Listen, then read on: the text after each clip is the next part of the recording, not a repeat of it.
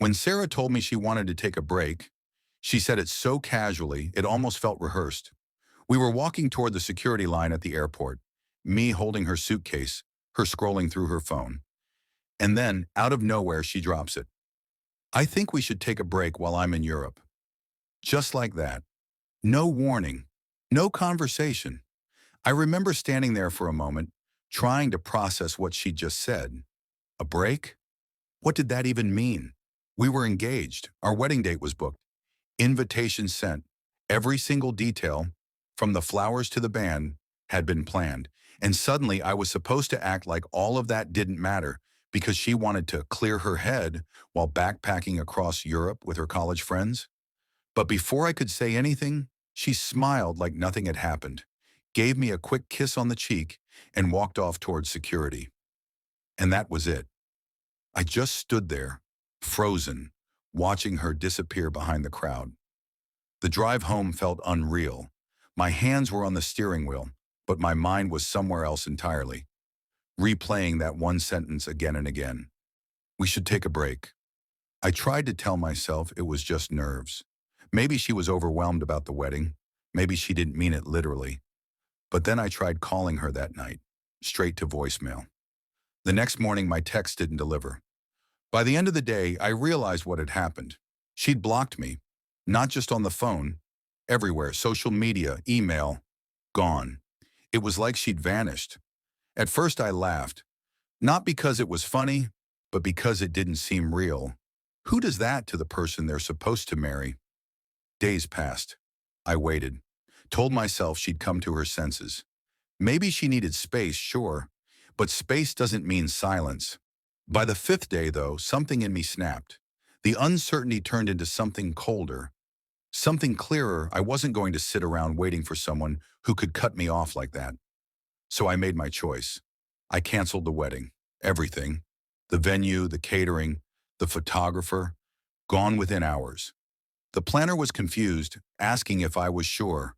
I told her I'd never been more sure of anything in my life. And strangely, I felt good. Lighter almost. If Sarah could decide that easily to take a break, then maybe I needed to take one too. A permanent one. Weeks passed. Not a word. Not a single message or call. Then one random afternoon, my phone lit up with a number I didn't recognize. Against my better judgment, I answered her voice. Hey, I'm flying back Thursday morning. Can you pick me up? I almost laughed. 6 weeks of silence, 6 weeks of being blocked. And now suddenly she was back, acting like nothing had happened. What's that got to do with me? I said quietly.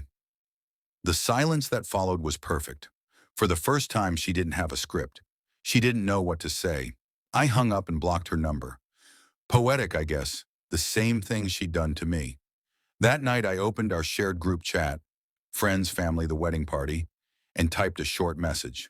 Hey everyone, just letting you know, the wedding's canceled, so is the relationship. Simple, honest. I didn't expect it to explode the way it did. My phone lit up like a Christmas tree. Questions, confusion, concern. Everyone wanted to know what happened. So I told them. I told them how Sarah went off to Europe, dropped the brake bomb on me, and then ghosted me like I didn't exist. People were shocked. Some were angry for me. A few even said they'd suspected she wasn't fully in it anymore. It was strange but comforting, hearing people confirm what I'd been trying to deny. Then around 2 p.m., Sarah finally appeared in the chat. She typed, "Greater than, can you please call me? We need to talk." I could almost see the tone, soft, regretful, like she was trying to play the victim. "No," I wrote, "if you've got something to say it here." That didn't sit well with her. She fired back. "This is between us, not everyone else." That's when I realized something. She only wanted privacy when it suited her. She made it public the moment she walked away without a word. She tried again, begged me to pick her up from the airport so we could talk about everything. I told her flatly, that was your plan, not mine. There was no satisfaction in it, just clarity. The kind of clarity that hurts but heals. A part of me wanted her to say something that would make it all make sense. Maybe there was some hidden reason, Fear, doubt, whatever. But as the hours turned into days, I realized there wasn't. She'd made a choice, and choices come with consequences. So I locked my doors, literally and emotionally, changed the locks of my apartment, closed our shared accounts, cut every string that tied me to her. For the first time in years, I was alone, but it didn't feel like loneliness. It felt like peace. A few days later, a mutual friend, Emily, texted me a screenshot from another group chat. It was Sarah. Talking about me in the chat, she said she'd just needed time and that she didn't mean for the break to last that long.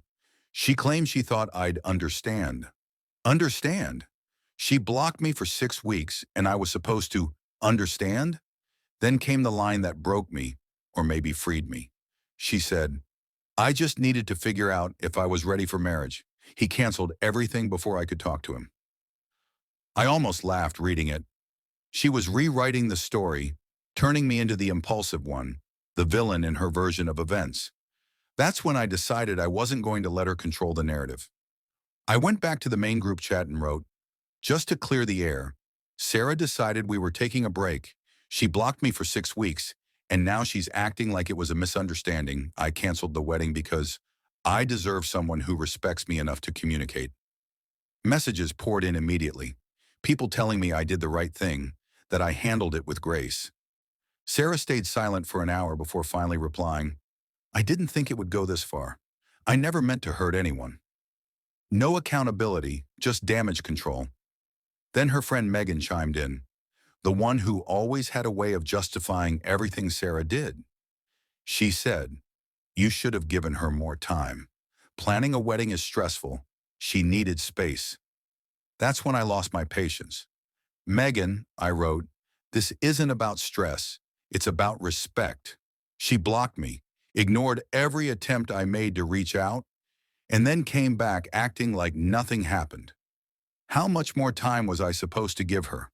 Another 6 weeks? A year? Silence. For the first time since it all started, the room, digital as it was, went quiet. Even Megan didn't reply. And in that quiet, I realized something important. I wasn't angry anymore. I was done. Truly done. A couple of days later, Sarah's sister Rachel called me, demanding to know why I'd canceled the wedding. Without talking to Sarah first, I told her the truth.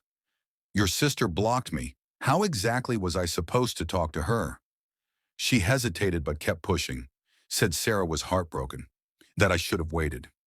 Rachel, I said, if Sarah wanted to talk, she had 6 weeks to do it. I don't owe her another minute. That conversation ended quickly. I was tired of explaining myself to people who only wanted to hear one side. Later that night, Sarah texted me again. From yet another number, her message started with, I'm sorry, but it wasn't an apology. It was an excuse. She said she didn't mean to hurt me, that she panicked, and that she just needed time to think. Then came the line that made me stop reading altogether. She wrote, I still want to get married. I stared at that sentence for a long time. How could someone vanish from your life, silence every attempt at connection, and then pretend like the damage didn't matter? Like trust could just reset with a few sweet words? It couldn't. Not for me. So I didn't reply. I blocked the number, deleted the message. For the first time, I felt something like freedom, a sharp kind of peace, the kind that hurts before it heals. That night, I sat on my balcony, looking out over the city lights, and finally breathed. It was over. For real this time. And that's when I realized, sometimes closure isn't about getting answers. It's about finally stopping the questions. A week passed after I blocked her last message. By then, my apartment felt like a different place. The same walls, the same furniture, but lighter somehow. I'd taken down the photos of us, packed away the memories, and boxed up everything she'd ever left behind. It was strange how quiet peace could be. Then came the knock. It was a Friday night. Rain tapping the windows. I'd been halfway through a movie when I heard it.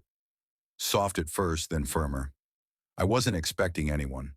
When I opened the door, there she was, Sarah. Standing in the hallway, drenched from the rain, hair clinging to her face, suitcase at her feet. For a moment, I just stared. I'd imagined seeing her again 1,000 times. What I'd say, how I'd react. But none of it prepared me for the real thing. She looked smaller. Not physically, but in presence. Like the version of her that once filled every room with laughter was gone, replaced by someone carrying too much silence. "Can we talk?" she said, her voice trembling. I wanted to say no. I should have said no. But something in me, maybe pity, maybe curiosity, stepped aside. "5 minutes," I said. She nodded, stepping inside carefully, as if she was afraid to disturb the air itself. She looked around like she was seeing a museum of our past. The couch we picked together, the bookshelf she insisted I buy, the candle she'd once called our scent. She sat down, I didn't. "I made a mistake," she started, hands clasped so tight her knuckles turned white. "I thought I needed space to think, but I realized I just ran away." I stayed quiet. "I didn't block you because I didn't care," she continued. "I did it because I didn't know how to handle things. I thought if I shut it all out, it would stop hurting." "Did it?" I asked. She shook her head, eyes glistening. "No, it just made it worse." Her voice cracked, and for a second I almost felt it. That old instinct to comfort her, to make things okay. But that version of me was gone. "Sarah," I said, calm but firm, "you didn't just need space. You cut me off. You blocked me. You disappeared. I would have waited for you if you'd just been honest, but you didn't give me that chance." Tears welled in her eyes. I know I hurt you, but I came back because I want to fix it." I let out a slow breath. "You can't fix what you burned." Silence. Her lips trembled. "So? That's it? After everything we had?" "Everything we had," I said quietly, "was based on trust, and you shattered that the moment you decided to make choices for both of us." She wiped her face, took a shaky breath, then whispered, "I still love you." The words hung in the air. Fragile, desperate, but they didn't move me like they once did. I looked at her, really looked, and realized that love wasn't enough anymore. "I hope you find peace," I said, "but I'm not your home anymore." She broke down completely then, sobbing into her hands. I didn't reach for her, not out of cruelty, but because I'd finally learned something. Empathy doesn't mean surrender. After a long silence, she stood up, nodded, and whispered, "Goodbye." I watched her walk out into the rain, the sound of her footsteps fading down the hall. The door clicked shut, and just like that, the chapter ended, or so I thought. 2 days later, my phone started lighting up again, this time with calls from unknown numbers. Friends, her family, even her mother. Apparently, Sarah had gone home and told everyone that I'd refused to let her explain, that I was cold and heartless.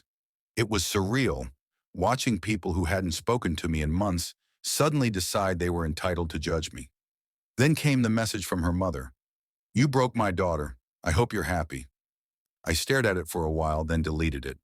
I didn't reply. I didn't owe anyone an explanation anymore. But it didn't stop there.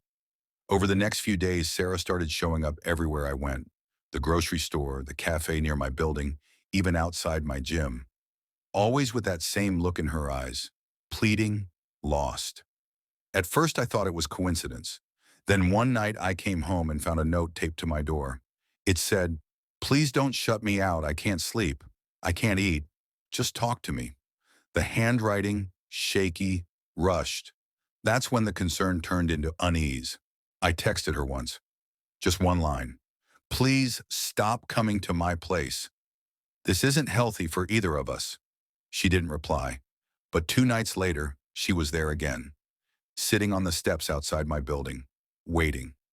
When I approached, she stood up immediately, eyes red, voice trembling. "I just wanted to see you," she said, "to know you're okay."